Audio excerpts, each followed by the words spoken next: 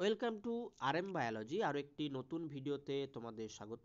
আজকের ভিডিও আরও একটি টেস্ট পেপার সলভ HS 2024 পরীক্ষার্থীদের জন্য অত্যন্ত গুরুত্বপূর্ণ একটি ভিডিও হতে চলেছে। এর আগে আমি অলরেডি 4টে স্কুল, ইন্টার স্কুল, WBH এর আপলোড করে রেখেছি। সেই ভিডিওগুলো এখন যারা দেখুন এই ভিডিওর পিন কমেন্ট ও ডেসক্রিপশন বক্স থেকে দেখে নিও, উইথ PDF দেয়া আছে। তো আজকের ভিডিওতে সিমিলার একই PDF সহ তোমরা কিন্তু উত্তর সবগুলো পেয়ে যাবে। তো চলো ভিডিওটি শুরু করি। প্রথম প্রশ্ন দেখো, WBH ইন্টার স্কুল টেস্ট 8। প্রথম যে প্রশ্ন আছে, একলিঙ্গ ফুল বাঁধা দেয়। একলিঙ্গ ফুল কিসে বাঁধা দেয়? অটোগ্যামিতে বাঁধা দেয়, কিন্তু গেইটোগ্যামিতে বাঁধা দেয় না। ডিম্বাণু নিঃসরণের পর হরমোন নিঃসরণকারী যে অংশটি ডিম্বাশয়ে তৈরি হয় সেটি কি? দেখো এক্ষেত্রে উত্তরটি কি হয়ে যাবে? Corpus luteum. নিম্নলিখিত যেটি বন্ধ্যাত্ব দূরীকরণে সহযোগী জননগত প্রযুক্তি নয় সেটি কি? এক্ষেত্রে উত্তরটি কী হবে? অত্যন্ত ইজি প্রশ্ন, এটি হয়ে যাবে MTP, কারণ বাকি এগুলো সব কিন্তু অ্যাসিস্টেড রিপ্রোডাক্টিভ টেকনোলজির মধ্যে পড়ে, অর্থাৎ ARTর মধ্যে পড়ে। একটি টেস্ট ক্রস হলো, এক্ষেত্রে তোমাদের উত্তরটি কি হয়ে যাবে? সি। এক্ষেত্রে উত্তরটি হবে সি। তারপর N2 যুক্ত বেস যা ডিএনএতে থাকে না, কি হবে? ডি। ইউরাসিল থাকে না। তারপর আমরা 6 নম্বর প্রশ্নে চলে যাই। নিম্নলিখিত কোনটি চার্লস ডারউইন বলেননি? কোনটি বলেননি? জেনেটিক ড্রিফটের কথা কিন্তু চার্লস ডারউইন বলেননি। নালিজমি অবস্থাটি কোনটি? নালিজমি অবস্থাটি কোনটি? উত্তরটি হবে 2n-2। ঠিক আছে, এটা কিন্তু ডবল মনোজমি বলা হয়, নালিজমি নয়। ঠিক আছে, ভাইরাস ঘটিত একটি রোগ হলো, উত্তরটি কি হয়ে যাবে? উত্তরটি যাবে বসন্ত।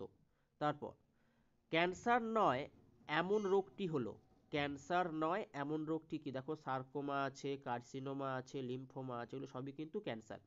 তাহলে গ্লুকোমা রোগটা কিন্তু ক্যান্সার নয়। জেনেটিক ইঞ্জিনিয়ারিংয়ের সঙ্গে সম্পর্কিত অঙ্গাণুটি কি? সম্পর্কিত অঙ্গাণুটি হচ্ছে প্লাজমিড।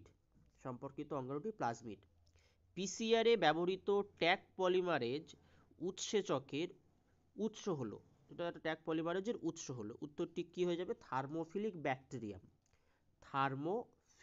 ব্যাকটেরিয়াম। তারপর গ্রিনহাউস গ্যাসের জন্য দায়ী নয় বা গ্রিনহাউস এফেক্টের জন্য দায়ী গ্যাস দুটি হলো, 12 যে অপশান 12 হবে সি। গ্রিনহাউস এফেক্টের জন্য দায়ী দুটো গ্যাস কার্বন ডাই অক্সাইড এবং মিথেন। বড় বড় শহরে দূষণের প্রধান কারণ কিন্তু জীবাশ্ম জ্বালানি। পৃথিবীর ফুসফুস বলা হয় যে অরণ্যকে, সেটি হলো অ্যামাজন রেন ফরেস্ট। এই প্রশ্নগুলো গুরুত্বপূর্ণ প্রশ্ন ছিল, MCQ। তার মধ্যে যদি আমি বলি যে এই 14টার মধ্যে কোন MCQগুলো 2024-এর জন্য গুরুত্বপূর্ণ, সেটি কিন্তু একদম প্রথম যেটা আছে এই প্রথম প্রশ্নটা, এবং 7 নম্বর প্রশ্নটা এবং 11 নম্বর প্রশ্নটা কিন্তু ইম্পর্টেন্ট। তারপর আমরা VSAQতে চলে যাই, অর্থাৎ 1 নম্বরের যে প্রশ্নগুলো। ভ্যাসেকটমি কি? ভ্যাসেকটমি হলো পুরুষদের স্থায়ী বন্ধ্যাত্বকরণ পদ্ধতি, যে পদ্ধতিতে শুক্রনালী বা ভাঁজ রেফারেন্স কেটে দুপাশে বেঁধে দেওয়া হয়। তারপর কি আছে? হিস্টোন প্রোটিনে অবস্থিত দুটি অ্যামাইনো অ্যাসিডের নাম লেখো।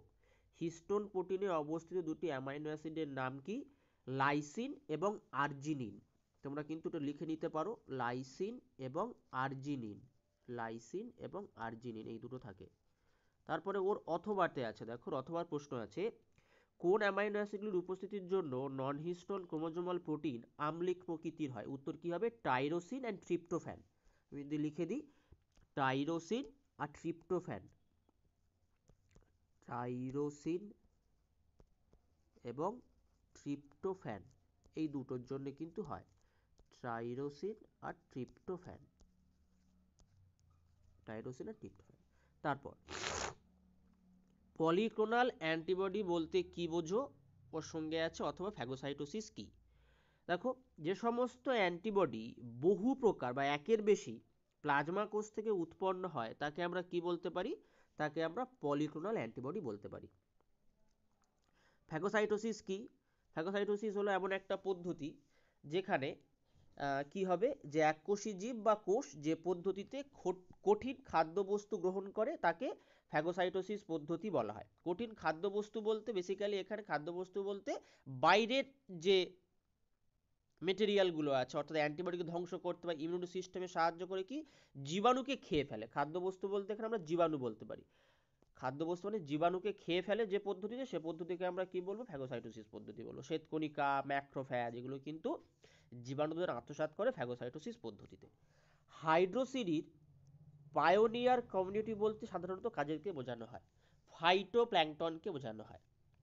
তারপরে আছে শিম্বগোত্রীয় উদ্ভিদের মূলের অর্বুদে বসবাসকারী N2 সংবন্ধনকারী মিথজীবী জীবাণুটির নাম কি? প্রত্যেকেই উত্তরটা জানো, উত্তরটা হয়ে যাবে রাইজোবিয়াম।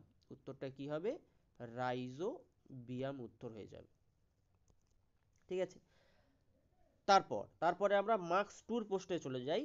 অপুংজনি বা পার্থেনোজেনেসিস বলতে কি বোঝো? ননসেন্স কোডন বলতে কি বোঝো? হার্ডি-উইনবার্গ ভারসাম্য তত্ত্বের গুরুত্ব, কোলাস্ট্রাম কি, এতে রোগ প্রতিরোধক অ্যান্টিবডির নাম, বায়োফর্টিফিকেশন কাকে বলে, ক্লোনিং ভেক্টর, বায়োলজিক্যাল ম্যাগনিফিকেশন বা বায়োম্যাগনিফিকেশন, আর অম্লবৃষ্টি। চলো আমরা দেখে নিই। প্রথমে একদম অপুংজনি কি? যে বিশেষ প্রকার জনন পদ্ধতিতে অনিষিক্ত ডিম্বাণু থেকেই অপত্যের সৃষ্টি হয় তাকে আমরা অপুংজনি বলি। অমেরুদণ্ডী প্রাণীদের মধ্যে বোলতা, মৌমাছি, এফিড ইত্যাদি। মেরুদণ্ডী প্রাণীদের মধ্যে টার্কি, কিছু সরীসৃপ, আচ্ছা যেমন ল্যাসেট্রা নামক গিরগিটি, টাইফলা নামক সাপ ইত্যাদিতে অপুংজনি আমরা দেখতে পাই। তো এই অপুংজনি প্রশ্নটা এবছর অপুংজনি প্রশ্ন বা অপুংজনি টপিকটা 2024-এর জন্য কিন্তু গুরুত্বপূর্ণ, একটু ভালো করে তোমরা করে রেখো। তারপরে পরবর্তী যে প্রশ্ন ছিল সেই প্রশ্নে আমরা চলে যাই। সেন্স কোডন, পরবর্তী প্রশ্ন ছিল সেন্স কোডন। যেসব কোডন না সেন্স বলছি নন সেন্স কোডন ছিল, যেসব কোডন পলিপেপটাইড শৃঙ্খল গঠনের সময় কোনো নির্দিষ্ট অ্যামিনো অ্যাসিডের সংযুক্তির জন্য সংকেত বহন করে না তাদেরকে ননসেন্স কোডন বলে। 64টি কোডনের মধ্যে 3টি কোডন হলো ননসেন্স কোডন, যেমন ইউএএ, ইউএজি, ইউজি। এগুলোকে আমরা স্টপ কোডন নামেও কিন্তু জেনে অভ্যস্ত, স্টপ কোডন নামেও জেনে অভ্যস্ত।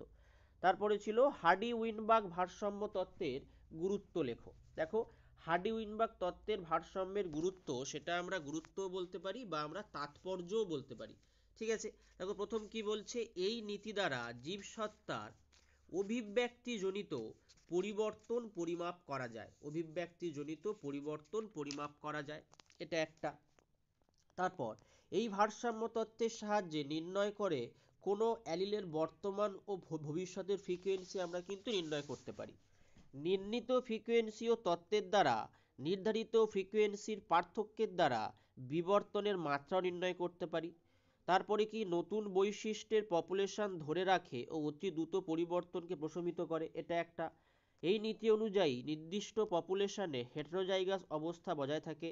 এই নীতি কোনো নির্দিষ্ট পপুলেশনকে দ্রুত পরিবর্তনে প্রতিহত করে। এইগুলো আমরা জানতে পারি বা এগুলো আমাদের এই যে ব্যাপারটা আছে ভারসাম্য তত্ত্বের গুরুত্ব বা মূলনীতির তাৎপর্য বলতে পারি।